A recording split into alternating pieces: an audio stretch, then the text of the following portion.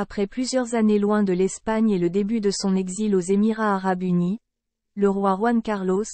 85 ans, le 9 février, grâce au célèbre écrivain Mario Vargas Llosa, 86 ans, a participé à son premier événement social public. Eh bien, comme prévu, l'émérite était présente lors d'une journée qui marque un avant et un après dans la vie de l'ex-D Isabel Presley.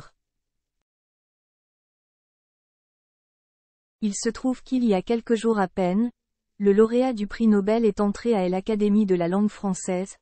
devenant le premier hispanophone à ne pas écrire ses œuvres littéraires en français. Sans aucun doute, un fait qui marque l'histoire dans la carrière professionnelle du Péruvien qui a obtenu la nationalité espagnole grâce à l'intervention de l'émérite. Compte tenu de cette circonstance, personne ne fut surpris que pendant des décennies, le roi Juan Carlos et Mario Vargas Llosa aient entretenu une merveilleuse amitié qui dépasse les frontières. À tel point que, pour la deuxième fois en moins d'un mois, l'émérite s'est rendu en Europe pour être avec l'écrivain. Aussi, en plus d'avoir assisté à l'admission de sa confidente à l'Académie, le grand-père de la princesse Éléonore a partagé un dîner ce vendredi avec le président de la France, Emmanuel Macron. Cependant,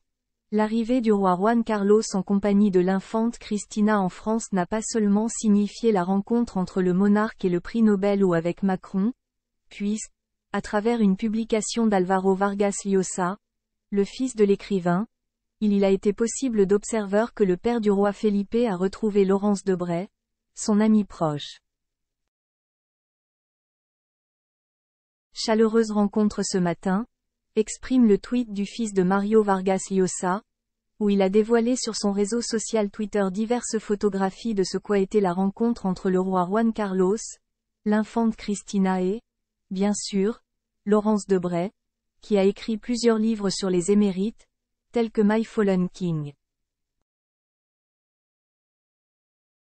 Il convient de noter que l'auteur de ce livre, qui est un grand fan du père du roi Felipe, en plus d'être son confident pendant de nombreuses années, a assuré il y a quelque temps que l'éloignement du monarque du pays était une très grave erreur. Si le roi meurt à l'extérieur, l'Espagne paraîtra très mal dans la sphère internationale.